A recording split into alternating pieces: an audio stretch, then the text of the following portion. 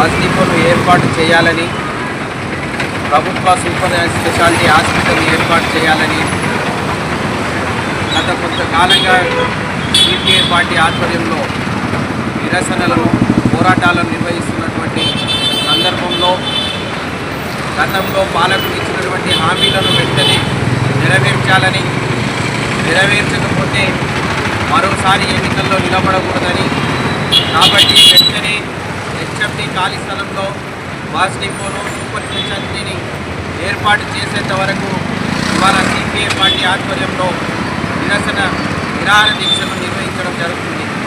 ఈ నిరాహార దీక్షలో రాష్ట్ర సమితి సభ్యులు కామ్రేడ్ దేశరత్నం గారు, సీనియర్ నాయకులు కామ్రేడ్ ఇమాంబాయి గారు మొదటి రోజు నిరాహార దీక్షలో కూర్చున్న సందర్భంగా వారికి సిపిఐ పార్టీ మేడ్చల్ సమితి తరఫున విప్లవాభినందనాలు తెలియజేస్తూ, మిత్రులారా, ఇవాళ జగద్గిరి గుట్టలో ప్రతిరోజు సుమారు 100 కొద్ది బస్సులు చిన్న స్థలంలో నిలబడడానికి ఇబ్బందులు పడుతున్నటువంటి సందర్భంలో, ట్రాఫిక్ కూడా ఏర్పడుతున్నటువంటి సందర్భంలో ఈ హెచ్ఎంటీ స్థలంలో బస్ డిపోను ఏర్పాటు చేస్తామని గతంలోని పాలకులు, ఇప్పుడున్నటువంటి పాలకులు హామీలు ఇచ్చినప్పటికీ ఆ హామీలు నెరవేర్చట్లేదు.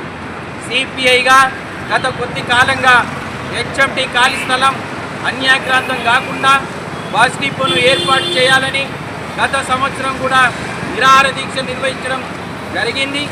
అంతేకాకుండా రాష్ట్ర రోడ్డు రవాణా సంస్థ మంత్రివర్యులు పొన్నం ప్రభాకర్ గారిని కూడా హెచ్ఎంటీ ఖాళీ స్థలంలో బస్ డిపో ఏర్పాటు చేయాలని కోరడం జరిగింది. ఈ ఫైలు ఇప్పటికే సెక్రటేరియట్లో ఉన్నది.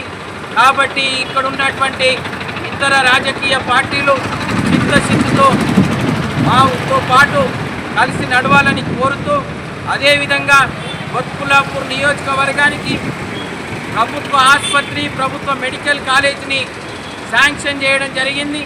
దానికి సంబంధించి 25 ఎకరాలను కూడా కేటాయించడం జరిగింది. కానీ ఇక్కడ ఉన్నటువంటి ప్రజాప్రతినిధులు వాటిని పట్టించుకోకపోవడం వల్ల ఆ ప్రభుత్వ ఆసుపత్రి ఇతర ప్రాంతాలలో నిర్వహిస్తున్నారు. కాబట్టి వెంటనే ఇక్కడ ఉన్నటువంటి ఎన్నికైనటువంటి ప్రజాప్రతినిధులు ప్రభుత్వ ఆసుపత్రిని ఇక్కడ ఏర్పాటు చేసే వరకు పోరాటం చేయాలని, పోరాటం చేయని పక్షంలో ప్రజల ముందు దోషులుగా నిలబడతారని హెచ్చరిస్తూ, వెంటనే హెచ్ఎంటీ స్థలంలో బస్ డిపో ఏర్పాటు చేసి సూపర్ స్పెషాలిటీ హాస్పిటల్ ఏర్పాటు చేసేంత వరకు సిపిఐ పోరాటం చేస్తుందని తెలియజేస్తూ, ఈ నిరాహార దీక్షలో కూర్చున్నటువంటి కామ్రేడ్స్కి విప్లవాభినందనలు తెలియజేస్తున్నాం.